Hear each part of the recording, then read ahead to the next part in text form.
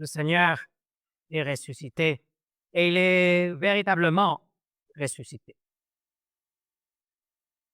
C'est une grande vérité que nous soutenons dans l'Église et c'est ce qui donne le soutien de notre. Il y a une chose que le diable aurait aimé par-dessus tout, que l'histoire de Jésus finisse dans une tombe. On peut dire que Jésus était arrêté, condamné, crucifié, mort et enterré. Ouais. Il aurait voulu que ce silence du vendredi saint demeure pour toujours. Que cette pierre scellée devant le sépulcre soit le point final de l'histoire de Jésus, de cette histoire du Messie, de cette histoire d'un salut pour toute l'humanité. Et posons-nous cette question. Qu'est-ce que le christianisme sans la résurrection? Le diable sait très bien ce qu'est le christianisme sans la résurrection et malheureusement, nous pouvons voir que certains qui encore se font appeler Église et qui nient la résurrection. Quels sont les dégâts de nier cette grande vérité? Sans la résurrection, la croix est un échec. Sans la résurrection, le tombeau est une triste conclusion. Sans la résurrection, on peut parler de l'avortement du plan de Dieu. L'apôtre Paul lui-même le reconnaît, il dit « Si Christ n'est pas ressuscité, votre foi est vaine et nous sommes les plus à plaindre de tous les êtres humains. » Tout repose sur ce qui s'est passé ce dimanche matin, ce qui a été révélé ce dimanche après la mort du Christ. Aujourd'hui, nous sommes ici pour célébrer cette victoire et célébrer l'accomplissement du plan de Dieu. Et désolé pour le diable, mais l'histoire de Jésus n'est pas finie dans le tombeau. L'histoire de Jésus continue parce que Jésus est ressuscité, parce qu'il est vivant. Notre foi se fonde sur ce que ces femmes ont vu et raconté, ce qu'elles ont découvert en arrivant au tombeau avant l'aurore. La croix et le tombeau n'étaient pas le point final. Ce n'était qu'une virgule dans l'histoire de la vie de Jésus. L'histoire continue. Ce n'est pas fini. Jésus est vivant. Le matin, après le jour du repos, Marie-Magdalène et l'autre Marie se rendent au sépulcre. Elles portent avec elles des huiles et des parfums, mais surtout elles portent le poids du deuil. Elles ont la douleur du désespoir. Elles ont vu Jésus crucifié. Elles l'ont vu mourir. Elles ont vu comment on a mis Jésus dans ce tombeau et on l'a scellé avec une pierre. Elles viennent pour accomplir un rite, un dernier geste d'amour à celui qu'elles ont suivi et qu'elles ont aimé. Elles n'attendent pas un miracle, elles attendent juste un tombeau. Mais voilà qu'un ange du Seigneur est là, assis sur une pierre, la pierre roulée. Le tombeau est ouvert et il dit des mots qui sont bouleversants. Il n'est pas ici, il est ressuscité. C'est une nouvelle, une très bonne nouvelle, une nouvelle qui va changer le cours non seulement de l'histoire de Jésus, sinon le cours de l'histoire de l'humanité. La place de Jésus n'est pas dans un tombeau. Elle n'a jamais été dans un tombeau parce que la mort n'a pas le dernier. Jésus-Christ, le Fils de Dieu, a le dernier. Il n'est pas ici. Le corps n'a pas été déplacé dans une autre tombe. Le corps de Jésus n'a pas été volé. Il n'est pas ici parce qu'il est ressuscité. Tout ce qui est arrivé comme il l'avait dit. La parole s'est accomplie. Et il a vaincu le tombeau et il a vaincu la mort. L'ange continue en disant, allez dire aux disciples qu'il est ressuscité et qu'il va devant vous en Galilée, c'est là que vous le verrez. Ce n'est pas fini. L'aventure continue. Jésus est vivant. Cette histoire continue. Les disciples doivent rencontrer Jésus de nouveau. Et les femmes quittent le tombeau avec un mélange étrange de crainte et de joie. Une grande joie, mais en même temps, une grande crainte. Et c'est précisément à ce moment-là que Jésus décide d'apparaître. Il vient à leur rencontre, il ne les laisse pas seuls dans leur peur et dans leurs questions. Après les avoir salués, il leur dit: n'ayez pas peur, allez dire à mes frères de se rendre en Galilée, c'est là qu'ils me verront. Ce sont les mêmes indications qu'avait dit l'ange, et je ne pense pas que les femmes les aient oubliées parce que c'était vraiment quelque chose de bouleversant. Mais il y a un détail qui est très important. Les femmes avaient ce mélange de crainte, de peur et de joie. Et Jésus vient pour chasser la peur, afin que ne demeure plus la joie. Je pense que ça a dû être extrêmement effectif, cette femme. Il arrive que tout en étant dans la foi, nous nous sentions parfois découragés par certaines situations. On ne comprenne pas ce qui nous arrive, ce qui arrive autour de nous. On ait envie d'abandonner, qu'on ait envie de baisser les bras. Le diable est à l'œuvre. Il souhaite mettre un point final à notre histoire de foi, à notre histoire avec le Seigneur. Et Jésus se rend présent. Il se rend présent pour chasser la peur, pour que demeure la joie. Et aujourd'hui, il se rend présent dans le sacrement et il vient partager avec nous sa vie. Il vient partager avec nous sa victoire.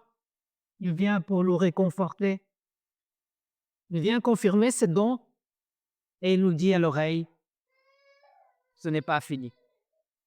Jésus nous dit que l'histoire continue. Et en même temps, il nous dit: soyez courageux. Tu as peur que tout s'effondre? Tu as peur de la maladie? Tu as peur du deuil? Tu as peur de l'échec? Peur de continuer quand les forces te manquent? Viens, Jésus. Il vient te rencontrer pour te débarrasser des peurs, pour qu'il ne reste en toi que la joie, pour qu'il reste en toi la foi, pour qu'il reste en toi l'espérance.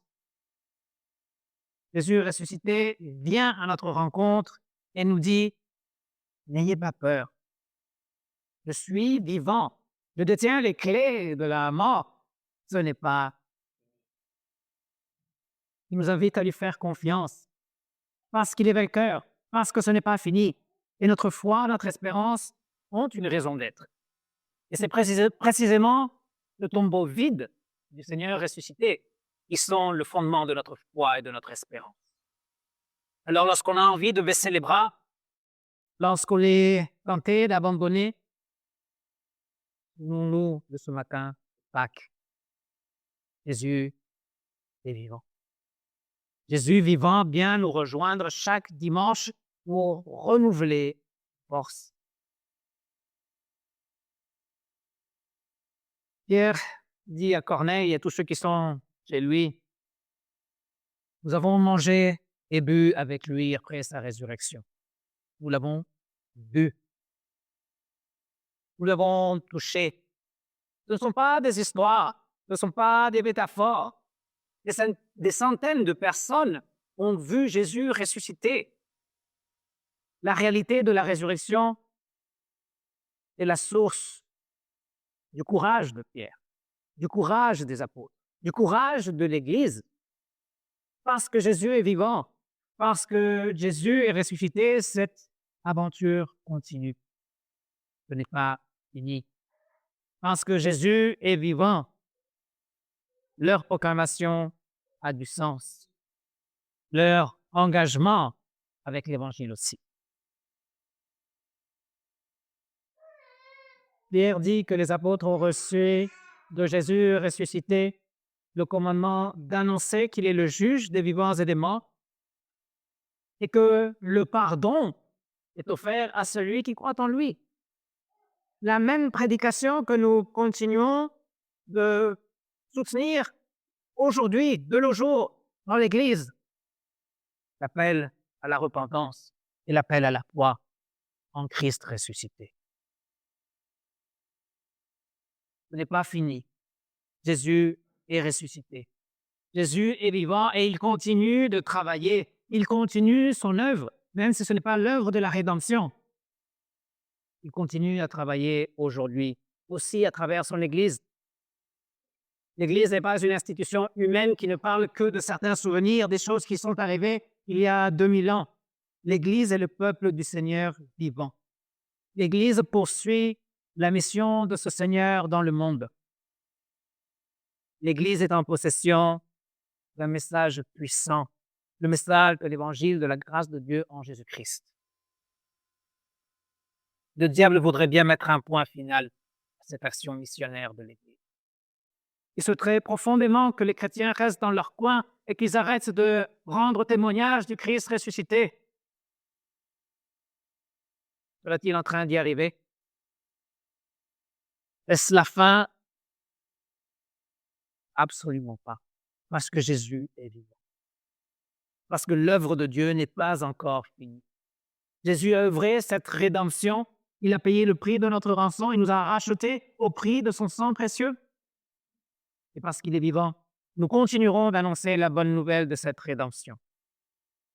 Nous continuerons d'annoncer le pardon des péchés en Jésus-Christ, afin que le plus grand nombre de personnes possible puissent l'entendre et pour que les gens puissent savoir que ce n'est pas fini, ce n'est pas là. Ce qui nous arrive n'est pas là. Par le baptême, nous qui étions morts, nous recevons la vie. Nous sommes unis à celui qui est ressuscité, à celui qui est vivant, et rien ne pourra nous arracher de ça. L'apôtre dit, notre vie est cachée avec Christ en Dieu. Notre vie est là où personne ne peut aller la voler. Notre vie est dans ce coffre-fort que personne ne peut percer. Parce que nous sommes baptisés, parce que nous sommes unis au Christ vivant, là où il est, nous serons nous aussi.